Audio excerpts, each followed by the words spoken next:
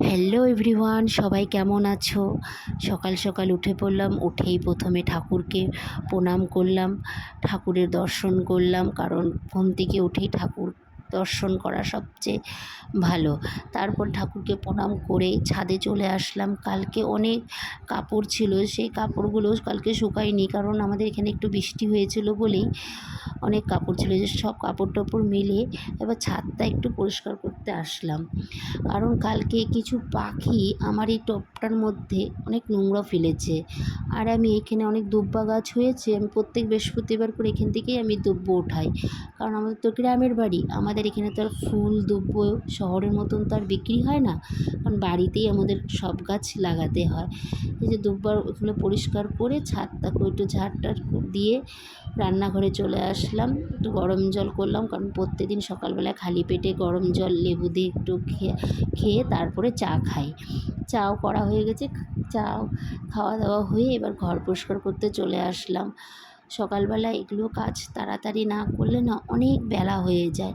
আর প্রত্যেক দিনের ঘর যদি প্রত্যেক দিন যদি পরিষ্কার না করি, তাহলে ভাবো যে কতটা নোংরা হবে। এই জন্য আমি রোজ ঘর আগে পরিষ্কার টরিষ্কার করে টরেই, আর ঘর পরিষ্কার না করলে আমার কিছুই ভালো লাগে না, বলো? সবাই ঘর পরিষ্কার রাখলেই ঘরের একটা লক্ষ্মীশ্রী মনে হয়, মানে জানি ঘরে খুব সুন্দর লক্ষ্মী লক্ষ্মী ভাব থাকে। স্নান করে এসে প্রথমে সিঁদুরটা পরে নিলাম, সিঁদুর পরা হয়ে গেল, তারপর চলে গেলাম ঠাকুর ঘরে। দেখো আমাদের গাছে কত জবা ফুল ফুটেছে। আজকে যেহেতু মঙ্গলবার, ওর বাবাই পুজো দিচ্ছে, আমি সব ফুল টুল উঠিয়ে নিয়ে এসে দিয়েছি, কারণ আমাদের গাছে অনেক ফুল ফুটে, কিন্তু কিছু কিছু গাছগুলোতে না পোকা খেয়ে নিয়েছে, সেই জন্য ফুটে নেয়। যে চলে আসলাম, তারপরে রান্নাঘরে মেয়ে স্কুল যাবে, ভাত আর এটাতে ডাল বসিয়ে দিলাম। মেয়ে আজ এত গরম পড়েছে যে স্কুলের ওর বলে হোমওয়ার্ক হয়নি, বললো মা আমাকে কমপ্লিট করে দাও। এই যে ওর স্কুলের হোমওয়ার্কটা আমি কমপ্লিট করে দিচ্ছি। বললাম কালকে যে দে আমাকে, কালকে দেয়নি, আর আজকে যেই সকালবেলা স্কুলের সময় হয়ে গেল তখন বলছে মা আমি হোমওয়ার্ক করিনি।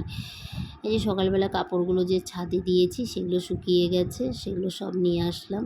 নিয়ে এসে এখন কাপড়গুলোকে ভালো করে গুছিয়ে রাখতে হবে। আর কাজ ফেলে রাখলে কি বলো তো, বেশি কাজ হয়ে থাকে আবার, এই জন্য কাজ আর ফেলে রাখি না, যখনের কাজ তখনই করে ফেলে। এই যে জলও ভরা হয়ে যাচ্ছে বোতলে, জল এই যে মেয়েকে খাওয়াই দিচ্ছি, মেয়ে এখন স্কুল যাবে।